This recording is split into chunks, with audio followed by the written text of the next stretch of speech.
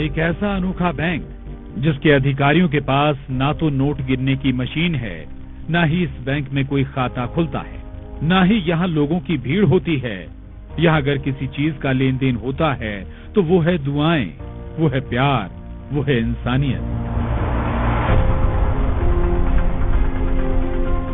पिछले के बुरहानपुर में ये बैंक शुरू हुआ है।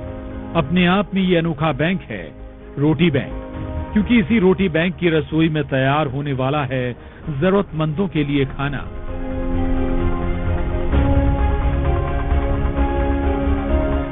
जी हाँ, इस रोटी बैंक में नोट नहीं, टिफिन में जज्बात भरे जाते हैं, जहाँ इंसानियत परोसी जाती है।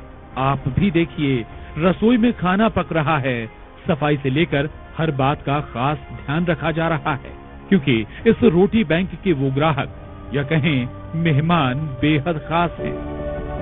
ये देश का वो अनोखा रोटी बैंक है जहां नोट नहीं बल्कि रोटियां गिनी जा रही हैं।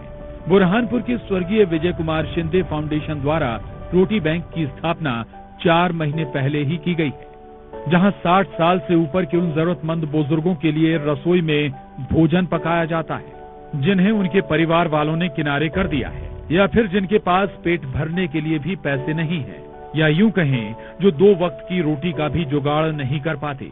लेकिन इन्हीं मायूस आंखों में उजाले की किरण लेकर आया है रोटी बैंक। हमने देखा है कि गरीब इस सेवा के लिए, टिफिन लेने के लिए मतलब समय से पहले 1 घंटे आकर बैठ जाता है और उस अन्न के इंतजार में बैठे रहता है। अभी मैं 185 लोगों तक खाना पहुंचा रहा हूं, और ये सारे लोग ऐसे लोग हैं जिनके घर में और कोई खाना बना के देने वाला नहीं है।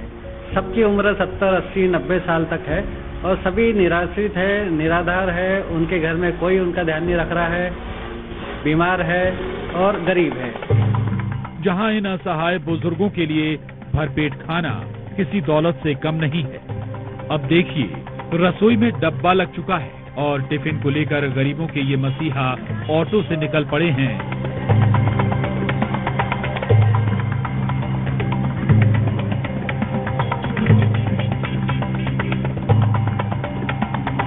अब जरा दूसरी तस्वीर देखिए, जहां इस टिफिन के लिए बुजुर्ग इंतजार करते नजर आ रहे हैं।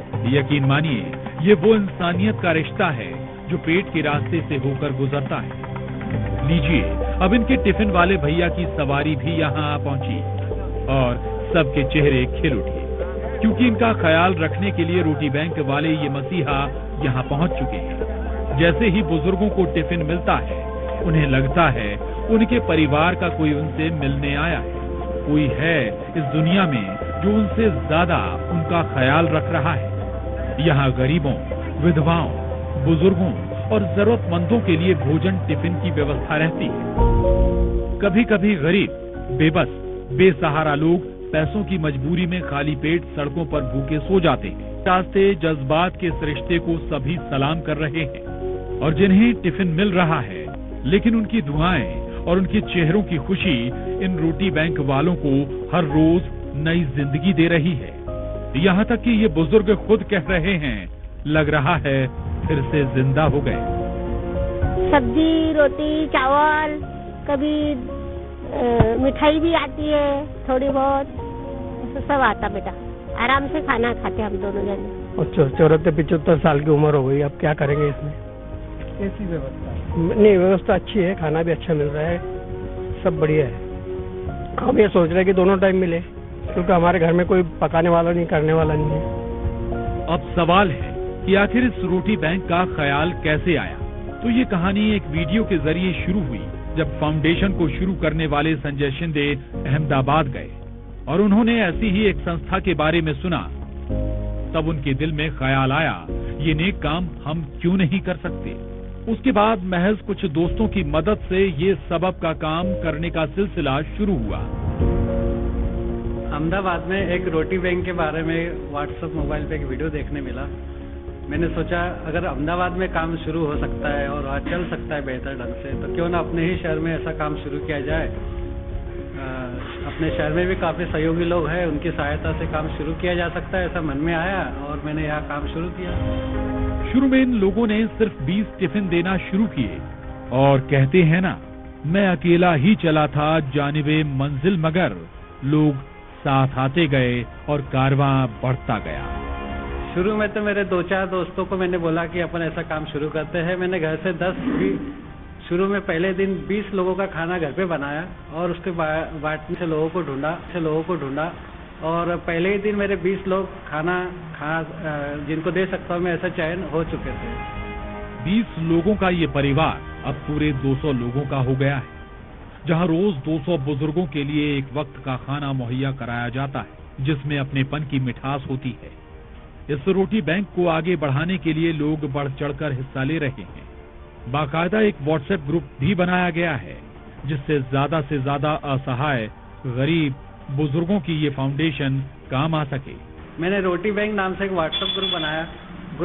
ग्रुप में इतने सारे लोग जुड़ गए कि करीब 1000 से भी ज्यादा लोग, मुझे पहले ही महीने में इतने सारे लोगों ने उस ग्रुप को ज्वाइन किया। और उनसे मैंने रिक्वेस्ट जब किया कि भाई आपके घर के आसपास ऐसा कोई व्यक्ति जो अकेला रहता है, बुजुर्ग है, ऐसे लोगों के नाम बताओ, तो उन्होंने मुझे नाम व्हाट्सएप के माध्यम से भेजे।